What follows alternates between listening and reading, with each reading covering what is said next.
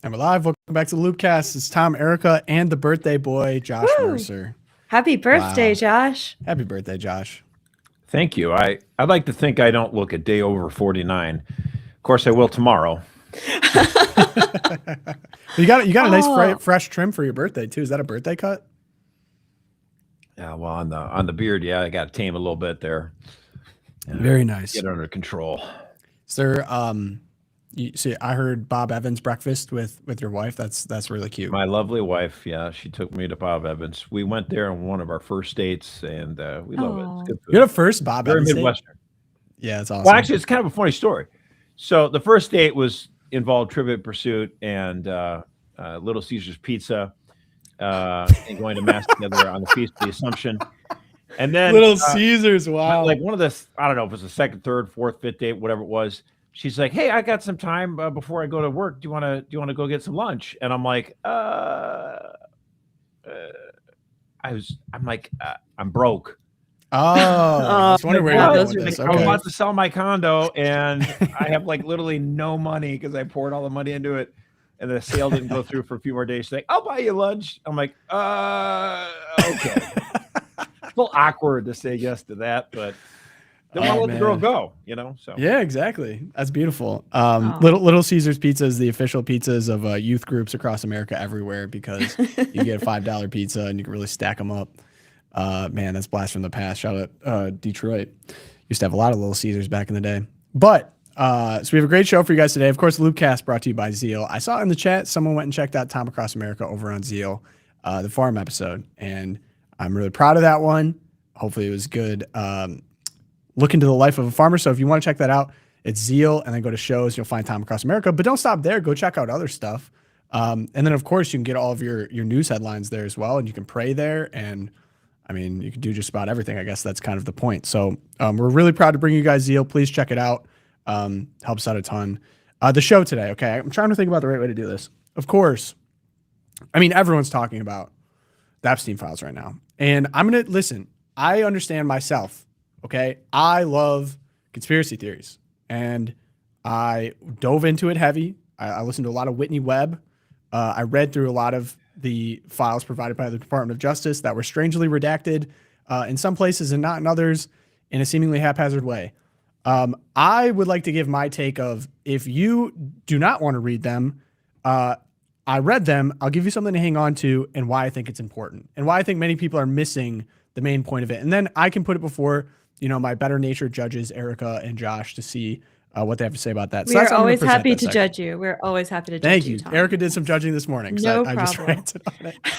So the Clintons have now agreed to testify, and actually in a pretty surprising move. I don't know if it's surprising, but they actually want it to be public. So that will add to another spectacle. The second thing we have today is that this happened last week, but it was kind of a surprise swing election. And I want to get Josh's take on this.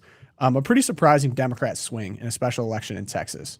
So we want to hear exactly what's going on there. But we have good news. We have Twilight Zone. It's going to be a great Loopcast. Thank you guys for hanging out. Before we get into that, though, of course, we got to talk about Charity Mobile, my favorite sponsor, the OG sponsor. Actually, I love all my sponsors equally, but I don't tell them that behind the scenes. It's important to do business with companies who stand with you and your beliefs. So Charity Mobile is a pro-life phone company that serves pro-life customers and supports pro-life, pro-family causes. They send 5% of your monthly plan price to your favorite charity, and they have sent millions of dollars to charities over the past 30 years. Not only that, there are no sacrifices when you switch over to Charity Mobile. All of their plans start under $50 before taxes and surcharges. Their nationwide coverage is the same as the major carriers, and their friendly pro-life customer service team. Okay, Josh went away. Josh wanted nothing to do with today's episode. Yep. It's his birthday. He can hang out. All of their plans start under $50 before taxes and surcharges, and their nationwide coverage is the same as the major carriers, and their friendly pro-life customer service team is based right here in the United States. Plus, Charity Mobile is running a special promotion for our audience. Use promo code LOOPcast to get their free phone offer with every new line of service, plus free activation and free standard shipping. Switch to Charity Mobile and buy the way you believe. To get started, visit CharityMobile.com and use promo code LOOPcast. That's CharityMobile.com, promo code LOOPcast. Switch to Charity Mobile and buy the way you believe. To get started, visit CharityMobile.com and use promo code LOOPcast. That is promo code LOOPcast. Next, of course, we have Cardinal Numerate Society. We've given them a lot of love and for good reason. the folks over at the Cardinal Newman Society are great friends of ours here at Catholic Vote, and they, of course, are the publishers of the Newman Guide. It is the gold standard resource to help families in faithful Catholic education. Regrettably, it goes without saying, not every school or college that calls itself Catholic is authentically Catholic and faithful to the teachings of the Church. Catholic families have relied on the Cardinal Newman Society's Newman Guide for nearly 2 decades to discover faithful Catholic education that incorporates the truths of Christ in all subject matters and forms the whole person for God. Known for helping families find faithful Catholic colleges, the Newman Guide is now recommending elementary schools, secondary schools, and graduate programs in the 2025-2026 edition. Homeschool programs and curriculum providers are now recommended in the Newman Guide as well and can be found on the Newman Guide website. The mission of the Cardinal Newman Society is to promote and defend faithful Catholic education. In order for us to succeed in our mission here at Catholic Vote and Zeal, we really need our friends at the Cardinal Newman Society to succeed in theirs. So make sure you order the latest version of the Newman Guide. It's available in digital and print forms. It's an amazing resource for you, your kids, your friends, their kids, educators, and let's be honest, pretty much everyone you know. Click the link below to request your free ebook edition of the 2025-2026 Newman Guide today. Thank you, Newman Guide, for sponsoring today's episode. All right, let's get into it. Actually, before we get into that, it got really hot in the comments last episode. We really it got stepped hot. in it Monday, guys. I don't know about stepped in it, but obviously a very hot button issue with the SSPX. And there's some people on us for not being specific enough in our language. I want to provide Eric the opportunity to correct. And then I actually did have a lot of people like, go check out Dr. Peter Kwasniewski. And I listened to a lot of Dr. K yesterday, and it did kind of inform, I guess, what I was thinking, although it seems to me that he came to about the same conclusion with this public statement on the SSPX saying it's the nuclear option, obviously conflicting feelings about it. So yeah, just say that, and then Erica, I'll let you just start. Yes. So at one point in the show on Monday, I did say that the sacraments of the SSPX, that some of them were invalid, or that these Episcopal ordinations would be invalid. And I immediately corrected myself. I did say, I mean illicit, but obviously most of us hear the first word that comes out of the person's mouth. So I just wanted to take this opportunity to make the distinction, because this is actually really important for all Catholics to understand the distinction between an invalid sacrament and an illicit sacrament in any area of our lives. So invalid, if you call a sacrament invalid, what you're saying is that it's not real. So sacraments have form and matter. So if you say it's invalid, you're saying that somehow the form or the matter is messed up. And an example would be like using the wrong words at baptism. Like there was a trend in the 60s or 70s to baptize kids in the name of like the creator, redeemer and something. Invalid, wrong words, not real. Baptism did not work, right? Or if you're trying to like ordain blue-haired women in Kansas, that actually happened. Like there's women in Kansas who think they've been ordained, but sorry, like the matter's wrong because you're not a man, so you can't be ordained. So those would be like unreal, invalid sacraments. Those are distinct from when the sacraments are illicit, which refers more to being unlawful. So a sacrament can be valid or real, like it can really work, for example, the ordination of a priest, but it might be illicit because the lawful authority of the church has said to that bishop, you can't ordain priests, right? Or in this case, you can't ordain these bishops, as happened with Lefebvre back at the beginnings of the SSPX, and is apparently like planned to happen now again this coming July. So illicit, not invalid. Thank you for the correction. Really appreciate it from the chat, because yeah, words really do matter. We're Catholic. We're people of the word. Yeah, and I went and checked out Dr. K, and I think one moment I was listening to his interviews. He did 2 interviews with Pints with Aquinas, and I felt like Matt was a good interviewer for this, because I feel like similar to us in that we're a lot of people listen to the show that have not listened to the show before. We're obviously very friendly to tradition and orthodoxy here at the show. We are not the type of people that are going out and demonizing the Latin Mass goers. Actually, like my family attends Institute of Christ the King. Like I'm pretty familiar. I'd say I'm more familiar than like a true Norman Catholic. But even Dr. K, like when he was saying, in terms of leaving the church, I think he described it, and it was an interesting way for me to think about it all. Like some people think of the church as this golden chariot with arrows bouncing off of it, triumphantly, taking on all of the evils in the world. And he said a better analogy would be the church being like a pirate ship in which everyone on the ship is fighting and the sails are tattered. No one knows where they're going. It's rocky waters out there. But the only way that you will certainly die is if you jump off the ship into shark infested waters. And I think that even Dr. K, in his response, he's clearly very friendly to SSPX. He has many frustrations about how the liturgy and recovation after the 1960s in Vatican II took out a lot of the traditions of the church in terms of like even changing the breviaries to remove certain elements of the Psalms. And like, Right. I get it. It's all a story that we maybe see and experience, but haven't been able to put our finger on as well as maybe he can. But, doing something that would leave the church, remove yourself from the authority of the Catholic Church, is the nuclear option. I don't think anyone wants it. And Rome at this point has actually responded, saying that conversations are ongoing and hopefully some resolution happens before that 6-month deadline. I would just say in general, like that's probably I share My those friend thoughts. thinks they did the deadline just to get Rome to get off their duff and to do something. Hey, I'm not It's above a possible. little I mean, politics. yeah, there's all kinds of like, PR it games done. got to go public and, I will but say yeah, I don't, this, yeah, go ahead, Josh. and someone said, "Oh, we needed a traditionalist in the whatever." I'm not a traditionalist. I'm a conservative who has a lot of appreciation for tradition. I think I've been very outspoken on that over the years. Mhm. And I would just say, with regards to this, I don't know as much about this kind of stuff as others, but I have a deep affinity for those who love the traditional Latin Mass. And I've always been a strong supporter and advocate for them. And I'll also note, I find it peculiar that the church, at many times in the past, have been very strict and strident against traditionalists when they step out of line a little bit. And then you'll have someone like a James Martin, the Jesuit, who openly advocates for wild forms of human sexuality, totally opposed to church teachings. And not only does he not get reprimanded, he gets promoted. That is not lost on me. Certainly. All right, cool. Moving on now to B block. So the headline that caught my attention was the Clintons have indeed agreed now to testify after previously saying that they would not testify about the Epstein situation. And they would be testifying in a congressional investigation led by House Oversight and Government Reform Committee that's chaired by James Comer. And it's about Jeffrey Epstein and related crimes. They agreed to appear for a transcribed film deposition, closed door and under oath.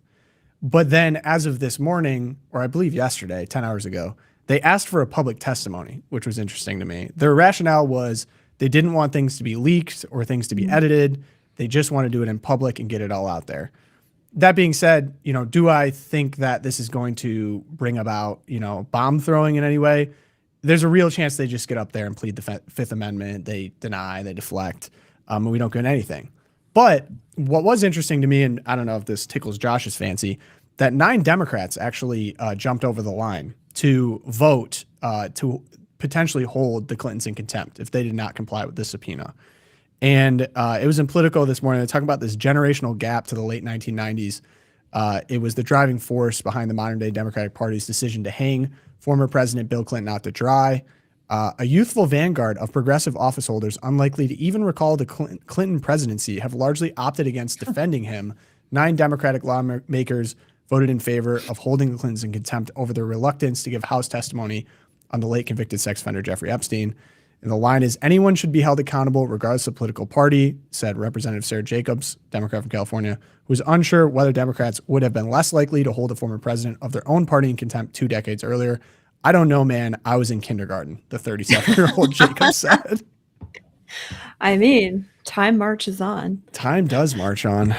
I'll say this about Clinton, though. My good friend Tim Kearney made the point that for people of our age, Tim and I are about the same age, no one feels like he was president longer than Bill Clinton, because all throughout high school, all throughout college, that son of a gun was still there. And it was just like, graduate from college, still president. But I think Sarah Jacobs and some of those other progressive liberals who decided to go ahead and threaten to vote to hold President Clinton in contempt, there's a strategy there. And I don't really disagree with the strategy. I think the strategy they're going for is in case something does ever come up with regards to Donald Trump on Epstein files, they'll be able to say, look, I hold every president accountable. I mean, I think it's a smart, wise move on behalf of people who normally don't have a ton of wisdom, but I'll give credit where it's due. Yeah. Yeah, and I think that game. Go ahead. yeah, Erica. it's never going to go away. Like our whole life, there's going to be the Epstein files are just sort of like the treasure trove that keeps on giving. It's millions of pages and hundreds of hours of tape. And I have no doubt that as soon as we have a Democrat majority in Congress, the Trumps will be called no up doubt. to testify as well. So we're going to get the Clintons, we'll get the Trumps. Will the Obamas escape? Who knows? Everyone, whatever party is in power. The House can't force the sitting president to testify. They can ask. Right, but in 3 years, he won't be the But sitting yes, after president. he's out of office, they could do that, yeah. Yeah. So I guess this goes back, and these would just be my general observations. A lot of people now have given their takes. They've broken down different elements of this massive release we got over the weekend, and I've had some more time to sit with it. So I guess first, what was immediately clear to me is all of these, this is important. It was important or interesting to me because it was a crystal clear view into how power actually operates. And that's why I think it will keep coming up over and over again, because I don't know if I've ever seen such intimate details of correspondence between all of the power brokers for politicians, business leaders, organized crime bosses, like all over the world. So this will be infinitely interesting. Let's put it that way.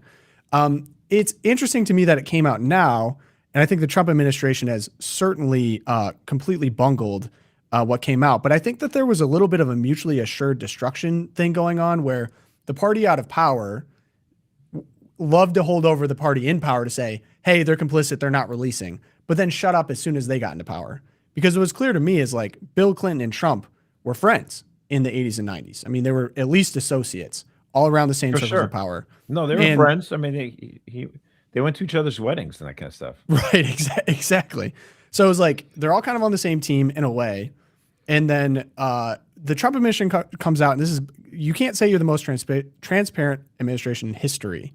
And then trot out Kash Patel, trot out Pam Bondi to say that there was no evidence of blackmail. Direct quote, no evidence of blackmail, nothing to actually spur an investigation. And after this was released, which I guess they just never thought this would get released, I mean, there is a copia of blackmail information here to Bill Gates, to leaders of countries, business leaders all over the world, kind of nod wink emails about assassinating people. It was crazy that they thought that they could just say there was nothing here, because all the conspiracy theorists were kind of proven right by this latest drop.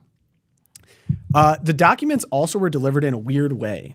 So they had a lot of duplicate emails in this. And what would happen would be they'd be exactly the same, but different parts were redacted from the email. So it'd be like someone's first name and then redacted last name. And then the next one would have nothing redacted. So you'd see the last name. So you're kind of like, you could piece it together. Right. But not even piece it together. Like they're the same email. It's just. That's what I'm saying. Yeah. So. Well, and it was we now have a judge who's considering putting some of this back under lock and key because of a failure to redact the names of some innocent, minors who were named in there, who were told they would never be named, their names would be redacted. And so, but they weren't. And it seems very sloppy to me. And the way that I took it was up until the last moment, whoever's in power and whoever is sitting on this was like, oh, we're gonna hide it. Pam Bondi's gonna take care of it. Kash Patel is just gonna kind of like gloss it over. People won't bother, won't forget. And then when Congress actually passed the law saying that they had to publish all of this, they were in a rush. Like, it just looks sloppy to me. And so it's again, millions of pages, thousands of hours of videotape, audio. I mean, you would need armies and armies of people to do a good job redacting. So to me, it doesn't seem insidious or there's obviously really wicked stuff going on that's being documented here, but the actual lack of consistency with the redactions, it's sloppiness. 4D chess. So one theory is they used AI for this and did a horrible job, right? Like AI, horrible job, really sloppy, had to get it out. but they also waited a month after the deadline they were supposed to get it out. So it's not like they didn't have time to be a little bit more specific. So 4D chess, it just came to my mind. What if they did this knowing that the names were unredacted, knowing that a judge would say, oh, well, we got to put it back under lock and key, and then it comes back? I don't know. Just throwing that out there. Conspiracy head. Maybe. Or I could agree with Lori Darby in the chat, who says, powerful men doing devious things. Duh. Read Great. Machiavelli. I am shocked. I get to that. Behaving acting. I get to that. Don't worry. You can be patient. Epstein visited the White House 17 times during the Clinton administration, and his work dates back a lot farther than what people think. I think what was immediately just observing all of the rollout, I think the people that focus on the sexual deviancy element of it and just like, he's just a weird sex guy, and then don't get past it, I don't know if they're doing it on purpose or they're just trying to focus your eyes on the shiniest part and not going back to, say, the 80s where he was intimately involved in something called Chinagate, which you can just look up, facilitating the financing of political parties through China. And to me, you get the emails all the way back. Another interesting thing about this too is many of the people still in power today actively just lied about their involvement with Epstein, when they were involved, how late they were involved, lied or are now like conveniently white lying by omission. Like the one that comes to mind immediately is Elon Musk is like, I never stepped foot on the island. I was never involved with that gross guy. There's emails of him saying what day/night would be the wildest party on your island. So, you can put that on public and maybe, I guess it's technically not a lie, but to make it seem like you weren't involved, I mean, that's pretty bad. The other one that was interesting to me is Steve Bannon. Steve Bannon, the long video interview. So there's like hours of video interview. Oh my gosh. It was apparently a part of a documentary to rebrand Jeffrey Epstein into a philanthropist after his first trafficking conviction. Because at that point, he already had the public baggage and weight of that thing, even though he still had all the friends. Richard Branson also helped him out with that. Crazy. Woody Allen was going to help him with this video. It's basically, it's pretty clear. I mean, there's so many emails with Steve Bannon that he was kind of his PR right-hand man and that he was making the same kind of philanthropist pivot that a lot of people make after they make money illicitly. And so to appear is kind of like, oh no, like I donate, I'm like, whatever. And then no one looks any deeper. Doesn't look good for Steve Bannon. Does not look good for Steve Bannon. I mean, he was like intimately involved.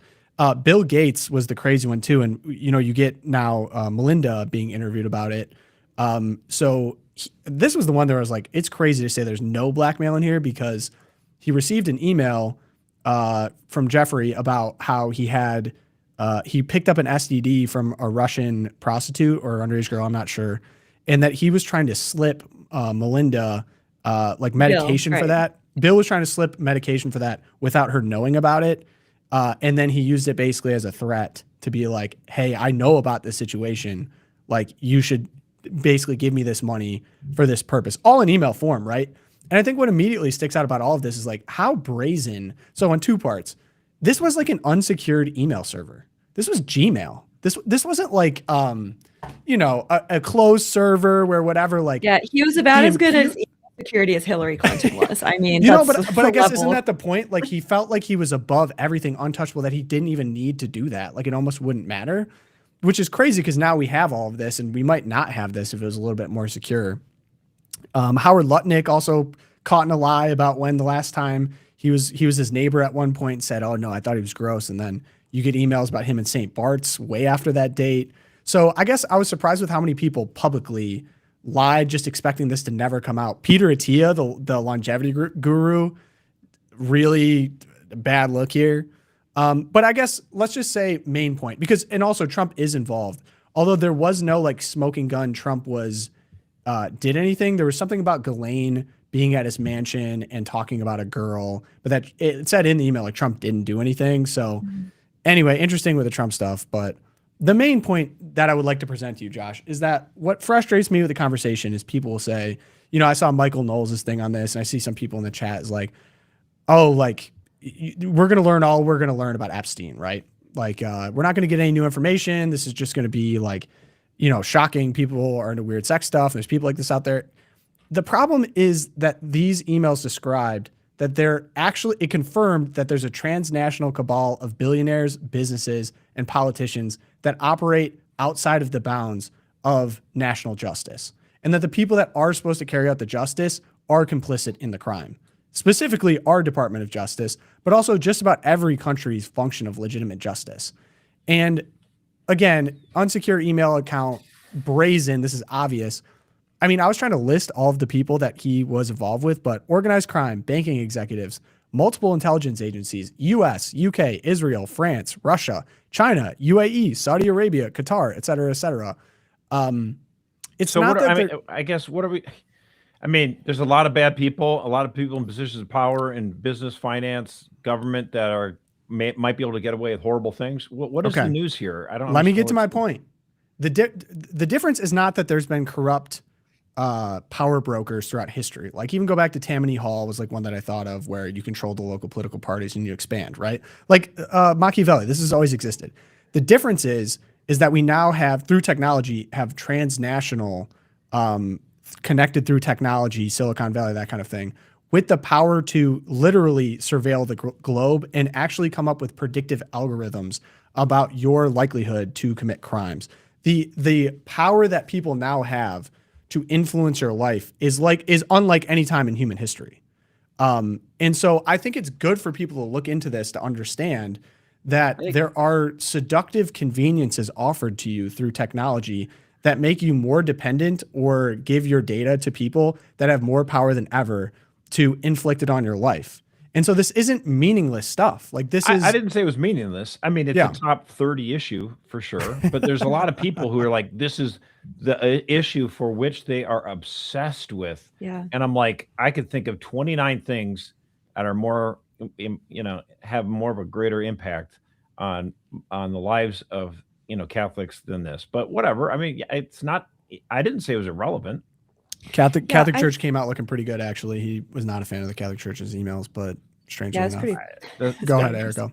It's not No, really it's an just- exoneration, but yeah, I got Right, you. exactly. Yeah. Kind of like piggybacking on Josh, I think that the most disturbing thing here is that is the potential for sort of like mass blackpilling, right? That the anger and the obsession that the Epstein files has provoked, and rightfully so. Like we should be angry, but this is gross stuff. Sex, money, power, Absolutely. at to the nth degree. Mhm. But the danger, and Rod Dreher did a really, really good job of sort of breaking this down and seeing it in historical context, that when you have this sort of these phenomenon of like mass formation of people around anger and around this perception of intentional malice in these spheres of concern over which you have no influence, right? And Kelsey talks about this all the time, right? Like our spheres of concern and our spheres of influence.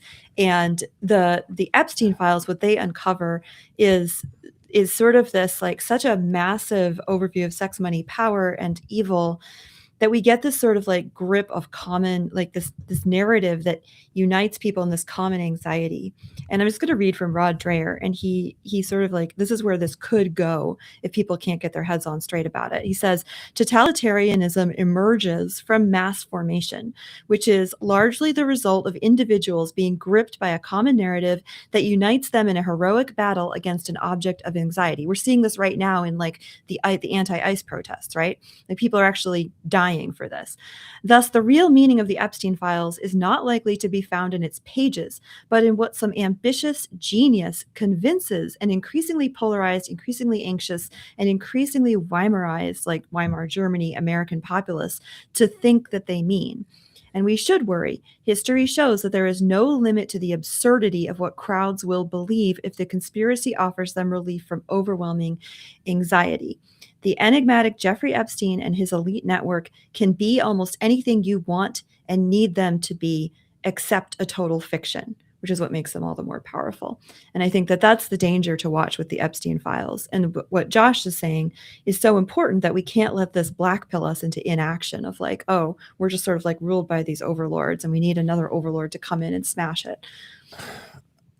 I guess I would disagree with that. Like I agree, I guess, in one part, because my point is that there's the transnational coalition of power now that's collected in a rate that's never been collected before, because it's now all over the world and it's possible through technology.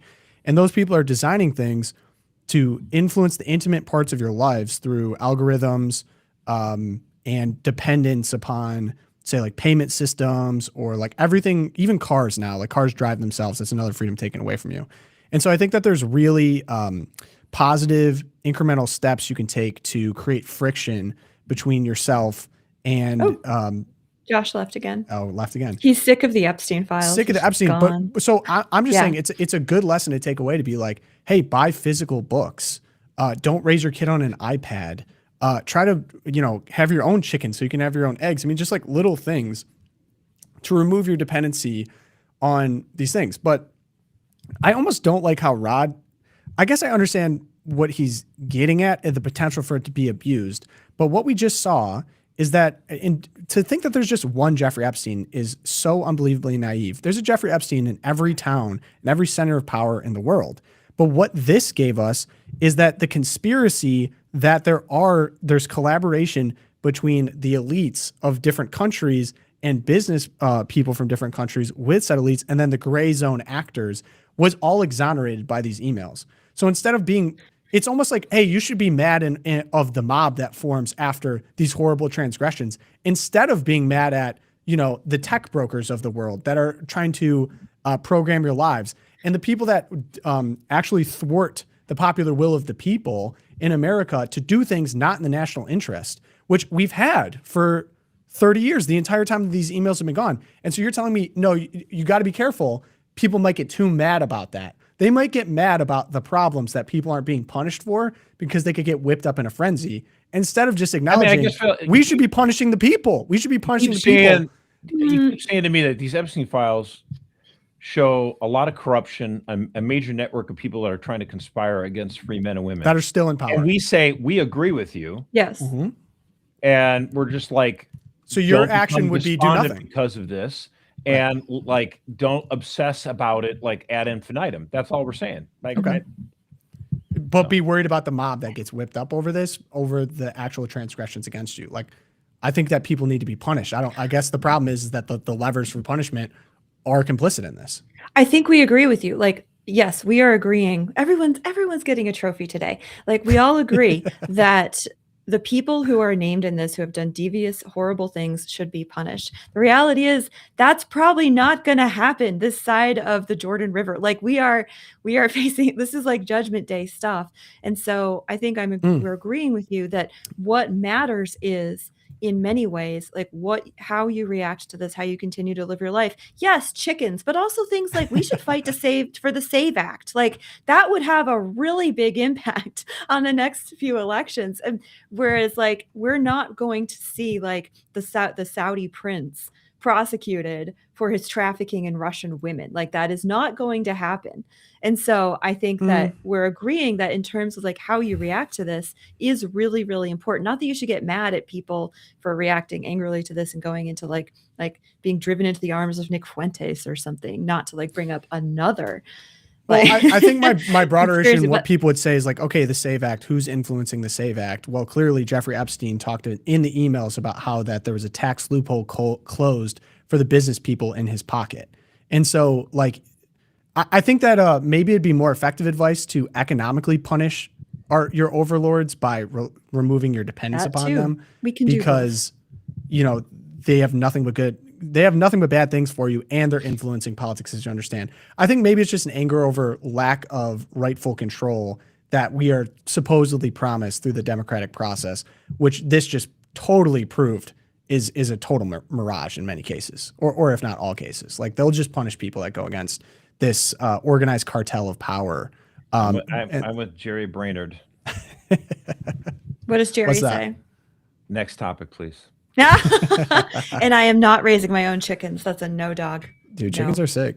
So much chicken poop all over the yard. The kids can't run barefoot. Polymarket did predict the odds for Jesus Christ returning before 2027 doubled from 2% to 4%. So I can't believe you actually wrote that. Could be going. I didn't write it. It's just facts. But hey, Jerry and Josh, we can move on to the next topic. But before we do, We have the National Catholic Prayer Breakfast that we have to talk about. The theme this year, A Nation Under God, celebrating the Catholic contribution to America's 250th years. March 18th, Vigil Mass and VIP reception at the DC Convention Center. March 19th, breakfast program starting at 7 a.m. ends at 9 a.m. ET. 1,500 plus attendees from across the country, over 50 Catholic exhibitors. We are going to be represented there, right, Josh? Oh yeah, we are a sponsor of the breakfast, and Nice. I've been there from day one. I went to the first breakfast 21 years ago. It's a fantastic event. Lots of different Catholic and political leaders in DC. I can't recommend it enough. It's just a lot of fun. There's, like I said, good speeches. There's vendors from all these different great Catholic enterprises, and you just get to meet a lot of great people at this event. So I got my ticket. I'm booked. I'm ready to go. Awesome. I do actually, with all the Epstein stuff, if this doesn't push you into even harder religion, I've decided to become more hardened in my religious beliefs, and my dependence upon Jesus Christ has increased substantially because.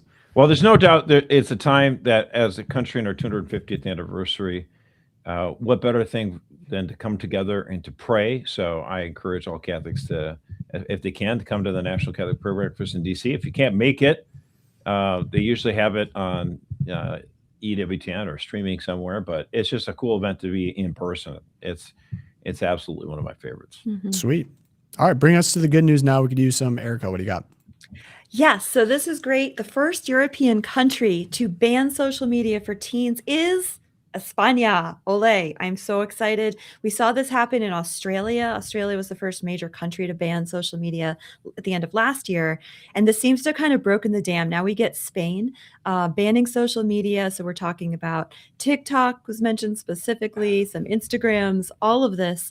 But I loved this quote from the Prime Minister Pedro Sanchez. I mean, could you think of a more Spanish name than Pedro Sanchez? This was just so sweet. He said, social media has become a failed state, a place where laws are ignored and crime is endured, where disinformation is worth more than the truth and half of users suffer hate speech, a failed state in which algorithms distort the public conversation and our data and image are defiled and sold. So people or Spaniards who are under 16 will not be allowed on these platforms. All the platforms themselves will be forced to have age verification in order to access them. And yes, I think this is a great move for Spain. Hopefully we have similar legislation in France and the UK about to pass as well. And so, America, wake up. We've got Australia. We've got our brothers and sisters in Europe ahead of the game. Time to go. Let's get some age verification going. And you don't need the government to keep your teenagers off social media. Right, and you can just tell your teens they're not allowed to do it. Smash the screens in your home. Yeah. Brick phones. Josh.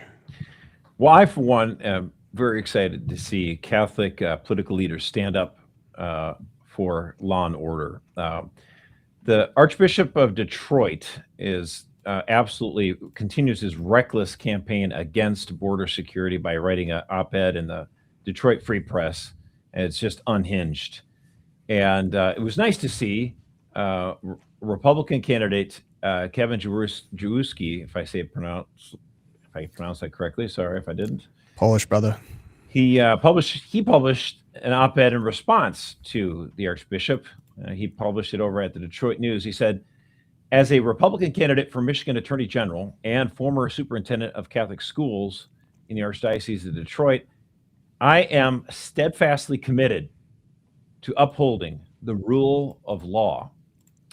This principle, rooted in justice and order, must guide all institutions, including Michigan's Catholic bishops, whose recent pastoral note on immigration sows confusion and contradicts hundreds of years of Catholic teaching. Kevin is right, and I applaud him for his op-ed. In fact, I saw that this morning, and I went online and I donated $100. Go for it, Kevin. All right. If you want to join me, go to kevinformi.com, and you can throw him $100 too. Just absolutely hits the nail on the head. The fact of the matter is, you're not doing anything. This false sense of compassion and mercy that, and Kevin got into this. It's like the bishops talk about mercy, they talk about compassion, they talk about all this stuff, but almost never say anything about the victims of crime. They never say anything about people who got their jobs displaced.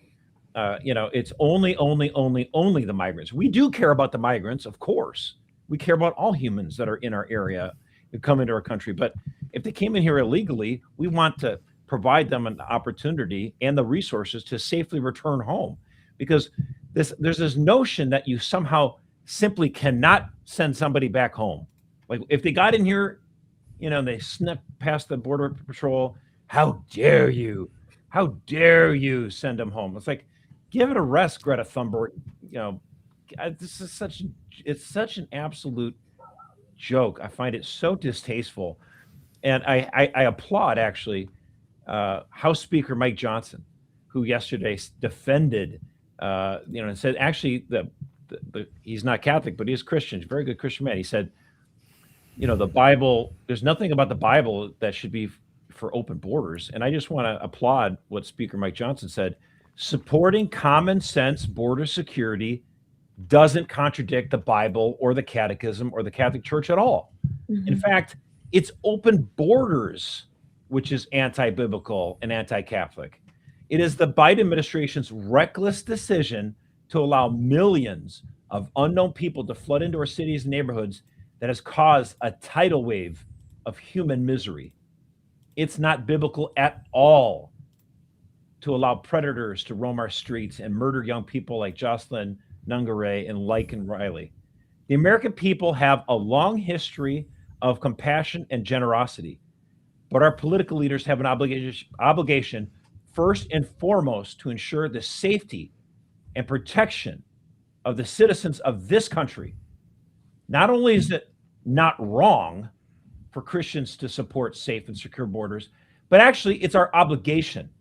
And don't listen to anyone who would invoke the Bible to promote dangerous open borders. Dude, Josh just does that for the love of the game. Preach. That's pure. I don't like it when people invoke my Catholic faith and weaponize it against me in favor of reckless, dangerous open borders, leaving millions of people vulnerable to crime. It's despicable. Word. All right, I'm going to go a different direction with good news. We don't have royalty here in America. We threw that off, but I think the closest thing we have to royal family are like NFL quarterbacks. It's my Patriots quarterback. Erica, a little shout out to you. I'm a huge Patriots fan. Quarterback Drake May married his childhood sweetheart Ann Michael last June, says he would advise all his teammates to get married young, adding he doesn't regret it one bit. I thought it was just very sweet. I definitely would advise them to eventually get married. It's one of the best things in life. It's one of the best things I've experienced in my life. There's no better feeling than coming home to a wife that loves you and cares for you and worried about your best interests. I chose to get married young and I don't regret it one bit. Drake, Amen, man. Brother. Awesome. Really sweet and just true. Like, I think we got to address all these hard issues, but it is true. It's just the best to get to go home to your wife, to live sacramental marriage is a blessing and a gift. So shout out the boy Drake. I still think the Seahawks are probably going to win, but yeah, it's unlikely, but hey, just to everyone loves an underdog. Just to get to the Super Bowl after last year, I mean, they like reversed their record. I'm so proud of the Patriots. I'm so excited. I feel like we're back. Super Bowl.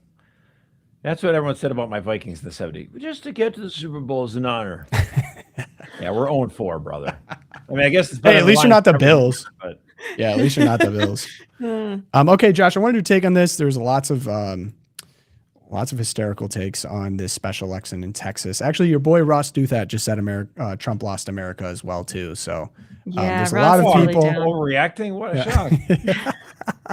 It's like it's our industry or something. Yeah, something like that. We should be a little bit more sensational. I probably don't need to do that. Okay, let's get into it a little bit. What is the situation going on in Texas, and is this a bellwether for what is to come? Yeah, so I'll lay it out and then I'm going to let Josh just like explain it so that we can all understand. But last week there was a special election in Texas. So January 31st, it was a runoff and Democrat Taylor Remmett defeated the Republican Lee Wamsgans. Like Tom Wamsgans from Wamsgans. Secession? Maybe, Cousin. but probably not. But here's the thing. The Democrat defeated the Republican by over 14 points. And this was in a district that went very wide for Trump. I believe it was 17 points in 2024. And all over the internet, people are saying this is a wake-up call for Republicans. Ross Douthat among them, but also just about anyone who needs something sensational to say is saying, look, this is a bellwether for the midterms. If Texas can flip blue by this much of a margin, we are in big trouble going into the 2026 midterms. And so a little bit of context, and then Josh, I'm just going to let you rip. There was the 2024 turnout in this particular district was 387,859. It's a lot of people. On Saturday, the turnout was 94,880. So just a little context for the people. But Josh, what's going on here, and are we doomed for November? I mean, it's like, it's so good to make people love to do like these draconian pronouncements on things. I mean, turnout was down 75%. As you noted, from 2024. There also was a snowstorm, ice storm or whatever in Texas. So that definitely suppressed turnout. It's also the case that the person that got elected ran as a, blue collar, pro-worker candidate. This wasn't Jasmine Crockett, right? Latte, liberal at all. He was talking all about, working with his hands and being a pro-working man candidate. So that certainly helped. It's also the case that it's really hard to get people worked up about it, because literally there'll be an election on this seat in November. And this guy, the Democrat who won, how many days will he serve in the legislature before he has to go up for the voters' elections again? Here's your hint: 0. Like the legislature won't even be in session before we have another election in this seat. So, Wow. You have to get people riled up to vote for the candidate, even though it's only for a few months and you won't even be able to vote. Am I saying then it doesn't matter? No, I actually do think it matters. I mean, again, the Republicans spent a ton of money. Democrats didn't spend that much money at all, and the Democrats won. So is this a good sign for Democrats in a year which could be really good for them? Yes, it is a good sign for Democrats. Is it a bad sign for Republicans? I mean, it's not a good sign. I just don't think it's one snapshot. It's one little thing. And as we get more special elections and we get more information and more data, we'll be able to craft a picture.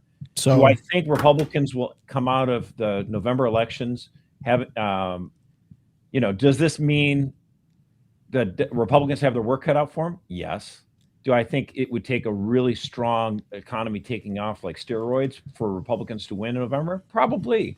So if you ask me, gun to my head, who's going to win the House this November? I'm like, that's probably the Democrats. Democrats will probably win. They only have to win like 6 seats. I mean, it's very easy to say they could win 20, 25, 30 seats and they would take Congress. I mean, like that's like the chances are they probably are going to take the House. And do you think impeachment, and we are going to get investigations, and Hakeem Jeffries is going to become the Speaker of the House? It probably is the case. I mean, I thought that before this election. Okay, book it. So wild up on.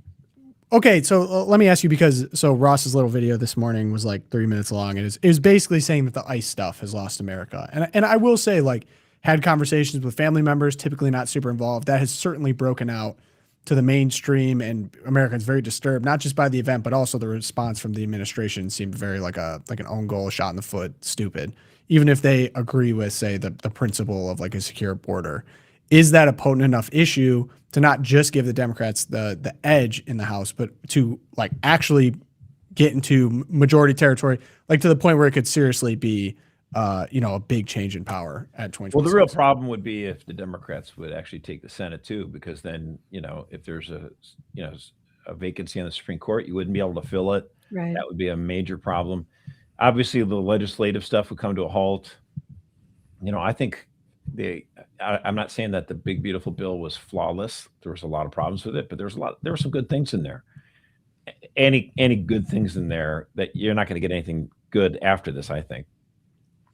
I do feel like if the election were held today, yeah, obviously it would be very bad. I mean, it's like a guarantee that we would have lost the House. We still have, 9 months to go before the election, and Republicans need to get to work. They need to pass more legislation that American people want. There's another shot at you have another bite at the apple here. Do another reconciliation bill. Try to do what it takes to help people, better afford healthcare. Do some stuff like that. Show you're making progress and making a difference. We still may lose the House, but maybe we won't lose it by that much. And maybe we'll keep 53 seats in the Senate. That's what I really want. I don't want to lose any seats in the Senate because we have 53 right now, but that's with 2 pro-abort Republican women. So it's really like 51, and that means anytime there's an important thing, it's like it could be you lose those 2 and, you still got, a little insurance there. So Josh, if you're Clarence Thomas, do you retire this summer? Well, Clarence Thomas and Sam Alito are about the same age. They're only about 18 months difference. And so that if I'm Sam, I say, Clarence, are you just going to stay in the seat till you die? Is that your deal? I think so. And Clarence might honestly be like that. And so if I'm Alito, I say 20 years, done pretty good. Actually, Saturday was his 20th anniversary. Maybe Sam Alito hangs up his hat. And this summer comes up to President Trump and says, I'll resign if you pick this person. And Trump says, I'll take whatever you do. Yes, I'll take it. And lock it in. We don't want to do a reverse. Did you see he joked about he was joking about putting Ted Cruz in the Supreme Court? Oh gosh. Okay, so I love that. I played that for Josh on Friday. Yeah. I do. Ted Cruz is actually a very strong constitutional mind, and he would do very well, actually, I think, on the Supreme Court. And I just feel like some people are, he's actually really awesome when on the Judiciary Committee, but embarrassing on just about everything else recently. But it's just that, he's got a personality that doesn't engender well to trying to, do coalition stuff. And I know a lot of people are despondent about what's going on in Washington, so they want bomb throwers, but Ted Cruz just, that's Trump was joking about. He kind of annoys everybody. So. Yeah, no, the joke was funny. Do you have any names in the back of your head of like, okay, next Supreme Court justice? Oh, yeah.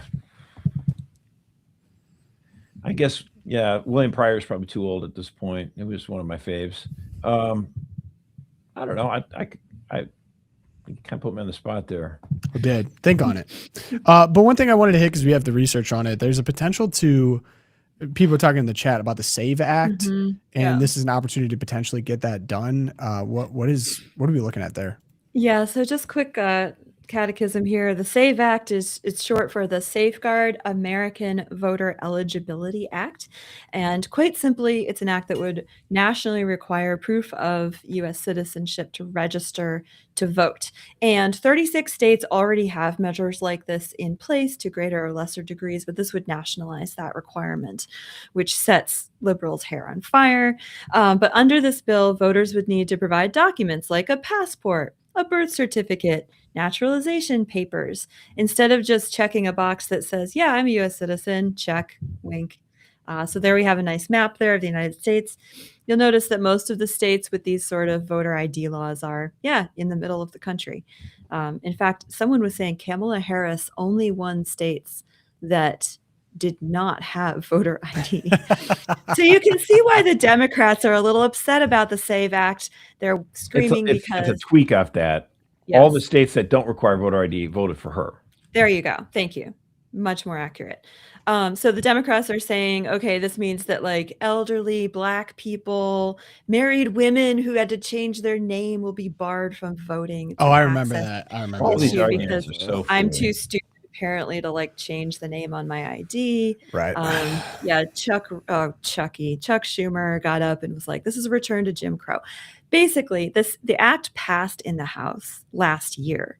All we need to send it to President Trump's desk is the Senate now to do the vote and to pass on it. Well, this week we got Senator John Thune.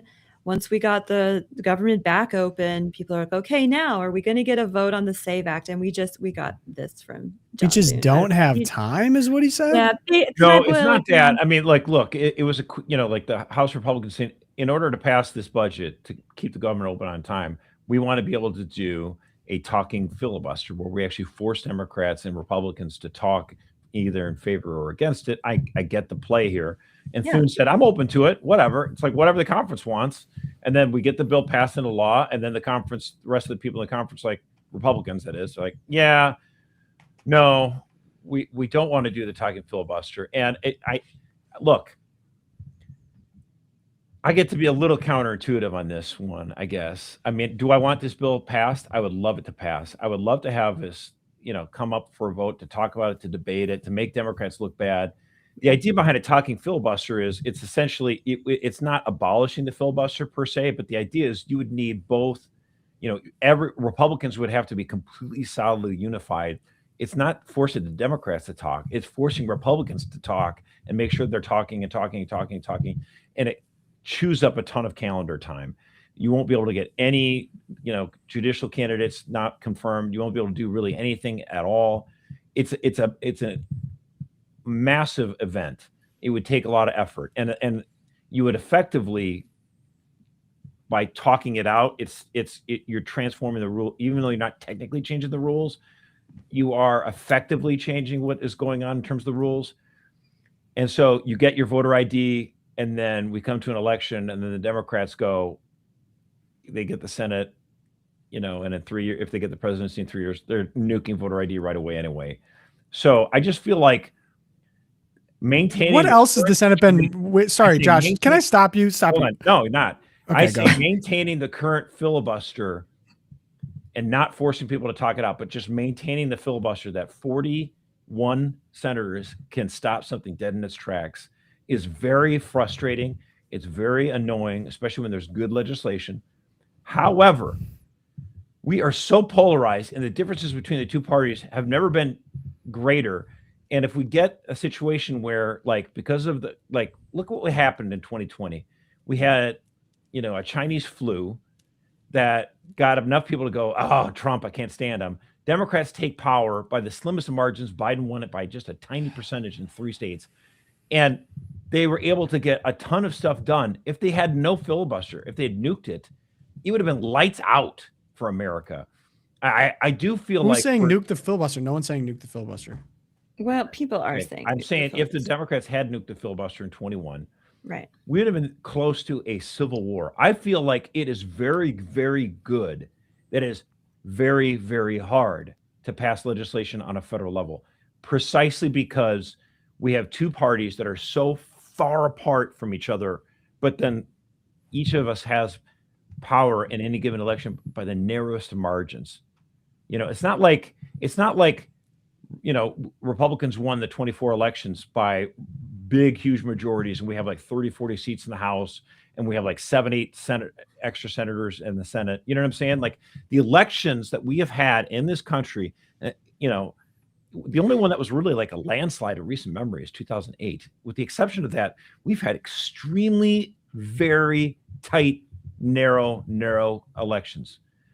I want our federal government to make it very, very hard. I love it that it's hard to pass this up, because Democrats will Californify the entire country. Okay. Right. But you're talking about something we weren't even talking about. I'm confused how we got here. We were talking about making Democrats get on the floor and defend an unpopular thing. And you're like, well, they're too busy. And what are they doing? The Senate literally does nothing. They haven't done anything in so long. They pass, memorandums of understanding. Basically, we stand in support against whatever. And they don't actually pass real legislation anyway. So I don't understand what time are we giving them back here? I'd say get them on the floor, have them have to debate, and make Republicans be united. It's like a small ask for our senators. What else are they doing?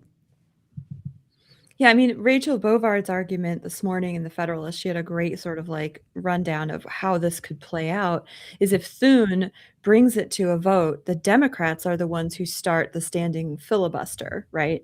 And so you end up with this, yes, it would take days, but each Democrat can only speak, only speak twice, and they just until they give out. Most of them are octogenarians, so they fall over at some point and they have to go to the next Democrat. So eventually you do get to a vote, and then you only need the 51 margin, right? The 51 threshold.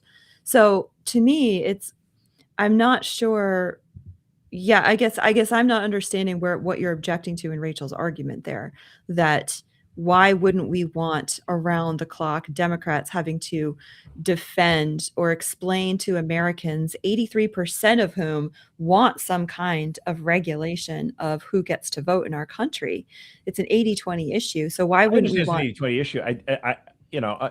They can press for it, but the point is it would occupy just a tremendous amount of legislative time. It's not days. I mean, this thing would stretch out weeks and weeks. It would be a big enterprise.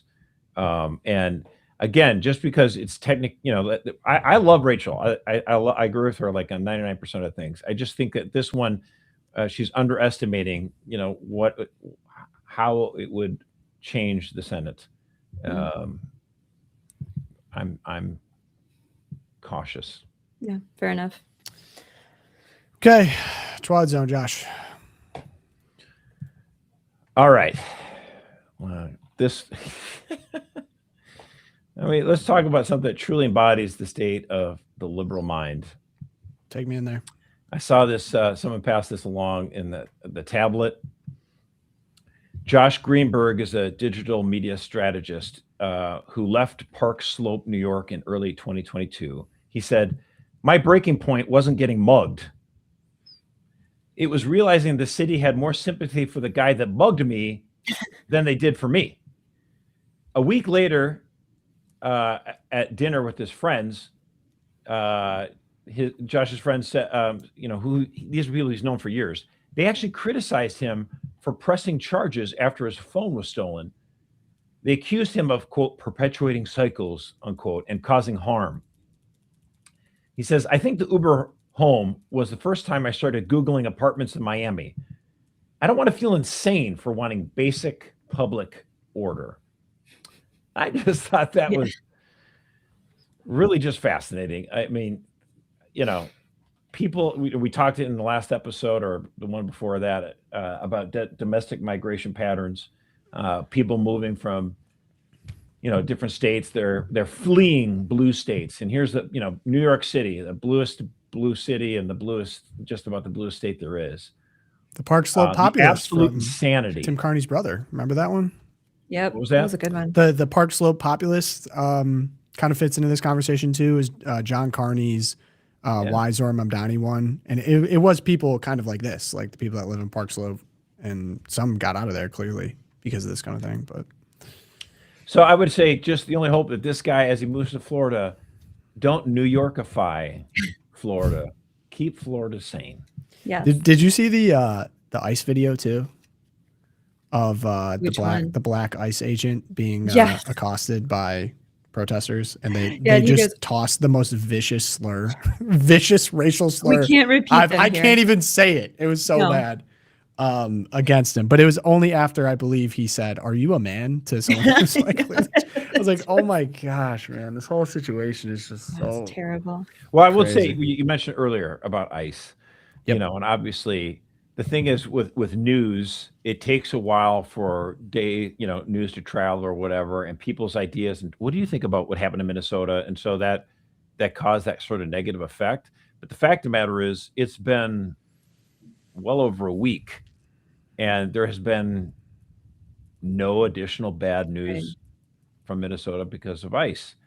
Thank you, Tom Homan. Yeah, I just feel like as more and more weeks go by, and we have normalcy return to ICE operations in Minneapolis and less of a spectacle, that will cause a lot of, that'll get in the rearview mirror. So and hopefully at his press conference this morning, Tom Homan was saying how the big story in the news Monday, Tuesday in Minneapolis was that ICE Watch activists were setting up these barricades in neighborhoods and stopping people in their cars and running their license plates through these databases to make sure they weren't ICE, and which is completely illegal. I mean, you can't do that. I can't just go to the end of my road and set up a barricade and be like, I'm checking everyone's.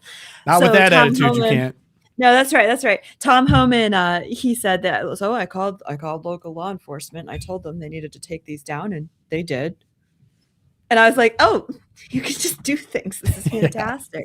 He also announced he's removing 700 ICE agents and redistributing them across the United States because things are so much better in Minneapolis. He's like, we are getting into the jails. We are arresting people the way we want to arrest them. So yeah, thank you to Tom Homan. And to the Trump administration, and to Trump for moving him in there and everyone else out. Let's bring it down, people. Let's get stuff done. Word. Erica, your this is sad. I just wanted to use my time to ask for prayers for the students and the faculty, everyone over at Holy Innocents Parish and School, Long Beach, California. The school, it suffered this terrible break-in over the weekend. The staff came to find statues smashed in classrooms. I mean, you can see here, I saw one of those was a Catechesis of the Good Shepherd classroom with like all the works just smashed on the ground. Mary, our Blessed Mother, just intense sacrilege. The tabernacle, fortunately, the thieves and the vandals tried to get into the tabernacle to get the Eucharist, but they weren't able to smash it open, but they sure tried. And this was just a terrible act. And really a sign of the spiritual warfare that we're also engaged in. So if everyone could please pray for Holy Innocents Parish and School, for the victims, but also for these perpetrators, because this kind of deep anger and gross spiritual depravity is so sick that more than anyone, the perpetrators need our prayers for their conversion, and also that they'll be caught so that they conversion and do penance for their sins.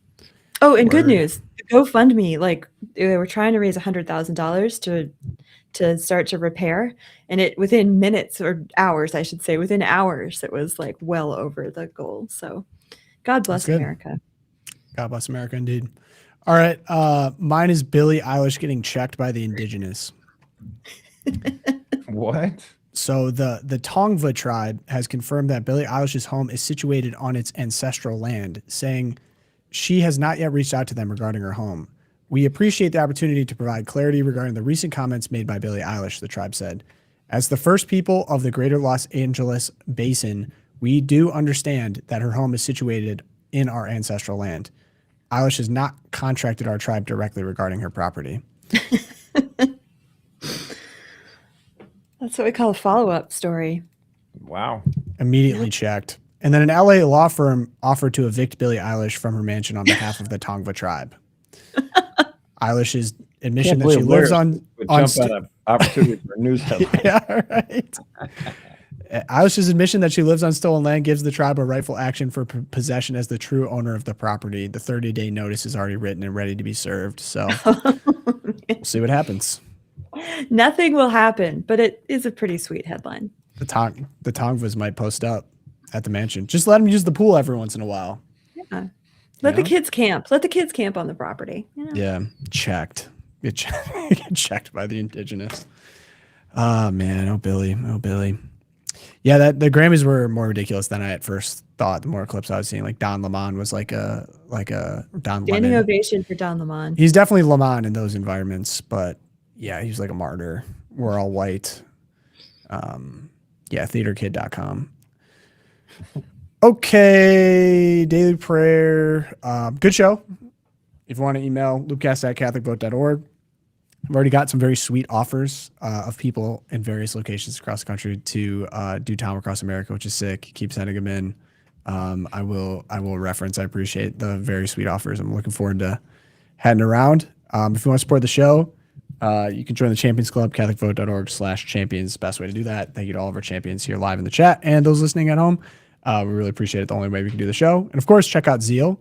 Zeal.co is where you can find all that good stuff. Time across America, daily news, daily prayer. You can do the what is it? It's the Zeal, the Versal. Versal. We have internal competitions about who can do the Versal in the least amount. So word games, if you're into that as well. So we'll end with our daily prayer today. It is the prayer to Mary, Mother of the Church by Pope Benedict. In the name of the Father, Son, Holy Spirit. Amen. Mary, Mother of the Yes, you listen to Jesus and know the tone of his voice and the beating of his heart. Morning star, speak to us of him and tell us about your journey of following him on the path of faith. Mary, who dwelt with Jesus in Nazareth, impress on our lives your sentiments, your docility, your attentive silence, and make the word flourish in genuinely free choices. Mary, speak to us of Jesus so that the freshness of our faith shines in our eyes and warms the heart of those we meet, as you did when visiting Elizabeth, who in her old age rejoiced with you for the gift of life. Mary, Virgin of the Magnificat, help us to bring joy to the world and, as at Cana, lead every young person involved in service of others to do only what Jesus will tell them. Mary, look upon the agora of youth so that the soil of the Italian church will be fertile. Pray that Jesus, dead and risen, is reborn in us and transforms us into a night full of light, full of him. Mary, Our Lady of Loretto, Gate of Heaven, help us to lift our eyes on high. We want to see Jesus, to speak with him, and to proclaim his love to all. St. Thomas More, St. Fidelis, Our Lady of Guadalupe, pray for us. Amen. Great show, gang. We got the deep coming for you tomorrow.